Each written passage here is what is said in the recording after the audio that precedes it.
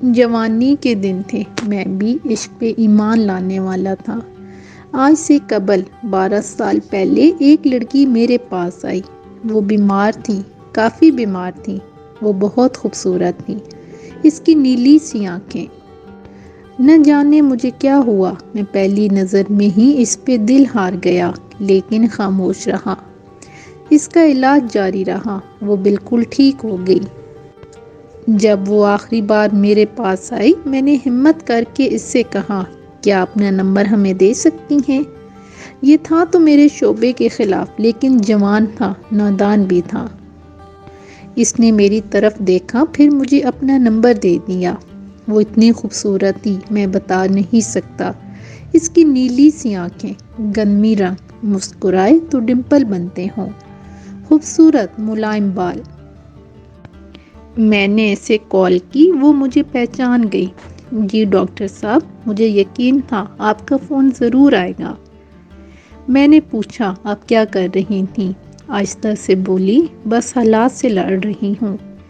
میں نے بات مذاق میں ٹال دی، کیا حالات سے لڑنا بھلا؟ آپ یہ بتائیں رہتی کہاں ہیں؟ اس نے بات بدل دی، ڈاکٹر صاحب چھوڑے نا، میں کہاں رہتی ہوں؟ آپ بتائیں آپ نے کیوں کی مجھے کال، کیوں لیا میرا نمبر؟ میں مسکرا دیا، آپ جانتی ہیں اللہ پاک نے آپ کو کتنا خوبصورت بنایا ہے، آپ بہت پیاری ہیں۔ وہ خاموش ہو گئی۔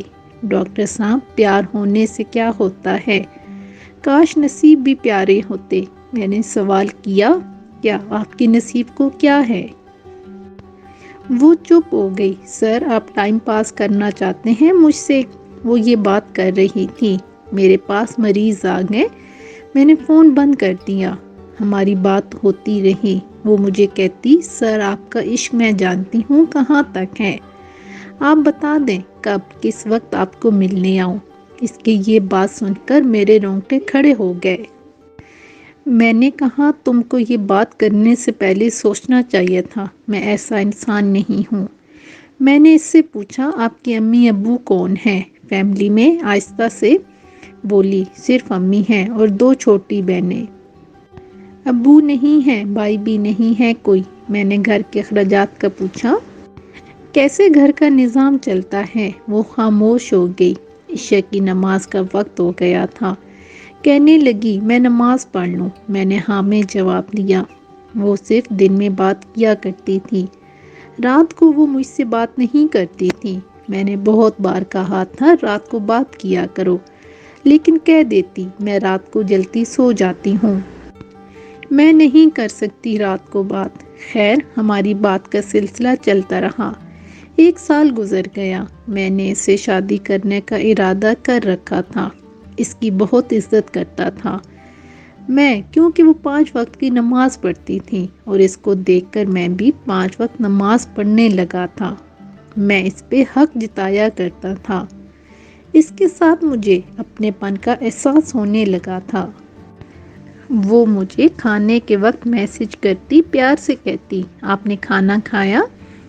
میں اگر کبھی کھانے سے لیٹ ہوں تو وہ مجھے ڈانٹنے لگتی، لیکن ہمیشہ وہ ایک بات کہتی تھی، ڈاکٹر اسرار، آپ بہت اچھے انسان ہیں، میں نماز پڑھ کر دعا کرتی ہوں، اللہ پاک آپ کو بہت اچھے ہمسفر عطا کرے۔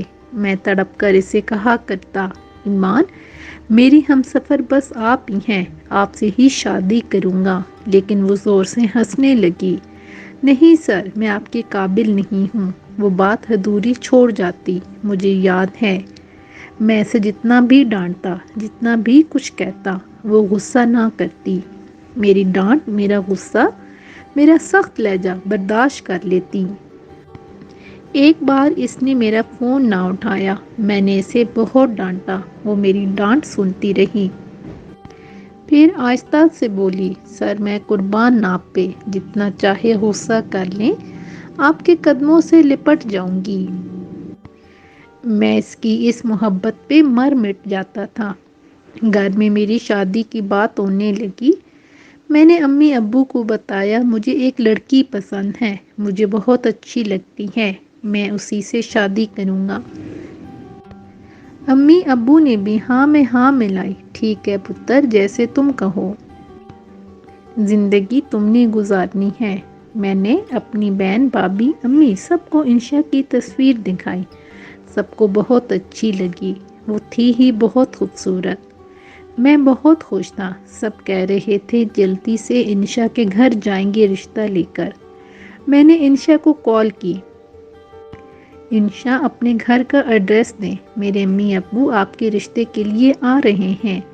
اس نے فون بند کر دیا۔ میں بار بار فون کرتا رہا لیکن اس نے نمبر بند کر دیا تھا۔ 5 دن گزر گئے، اس کا نمبر بند تھا۔ میں بہت پریشان تھا۔ اس نے کبھی اپنے گھر کا ایڈریس بھی نہیں دیا تھا۔ میں بہت اداس ہو گیا تھا۔ میرے ایک قریبی دوست کی شادی تھی، مجھے بھی انوائٹ کیا۔ میں نہیں جانا چاہتا تھا لیکن انہوں نے ضد کی اور مجھے جانا پڑا۔ وہ دوسرے شہر میں تھا۔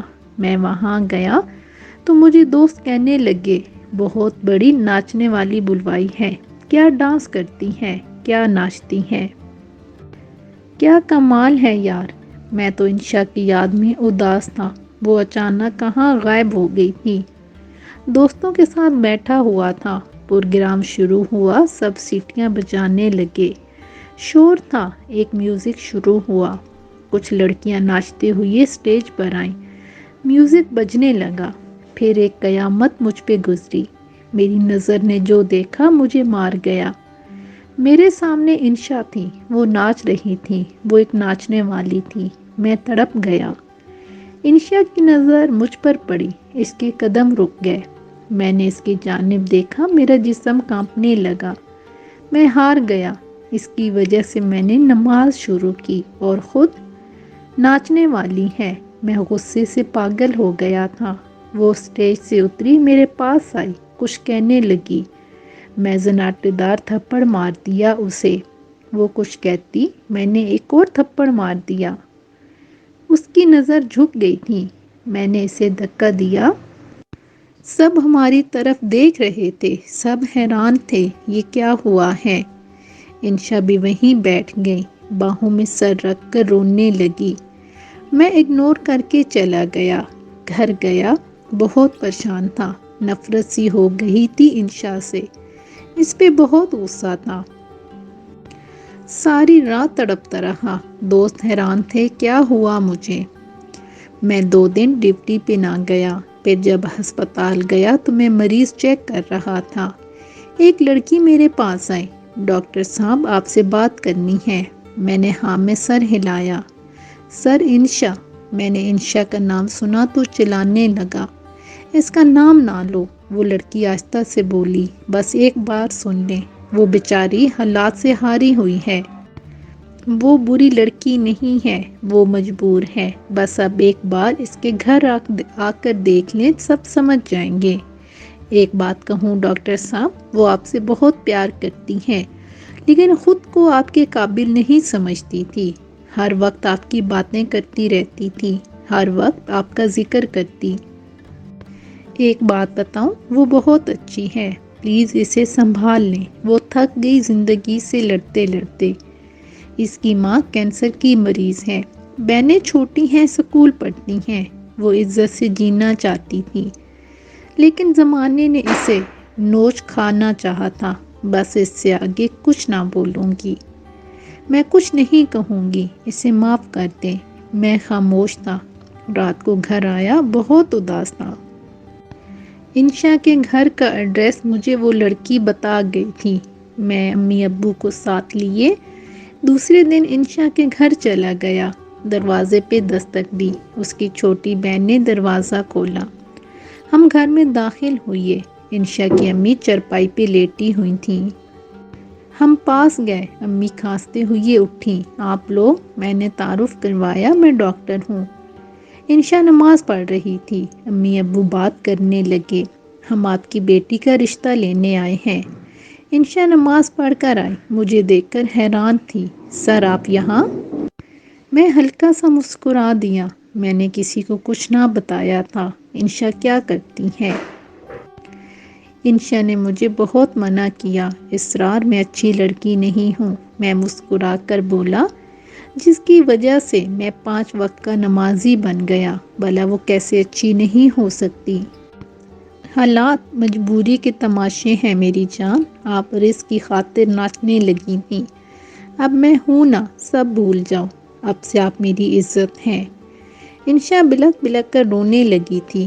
سب بہت خوش تھے، ہمارا نکاح ہو گیا، ہم نے شادی کر لی۔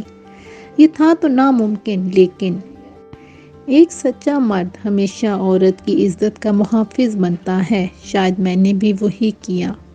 میں نے کبھی کسی کو نہیں بتایا۔ انشا ناچنے والی تھی، اس کے حالات اور وقت نے اسے ایسا بنایا تھا، میں کیوں کر اس کے دامن پہ کیچڑ اچھالوں۔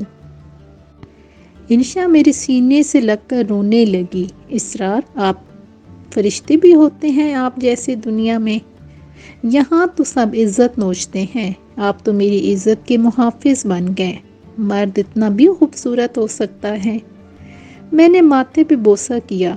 ڈاکٹر صاحب چائے کا کپ نیچے رکھ کر کچن میں لگی انشا کو دیکھ رہا تھا، اور میں حیرت سے ڈاکٹر کو کہ دنیا میں ایسے بھی لوگ ہیں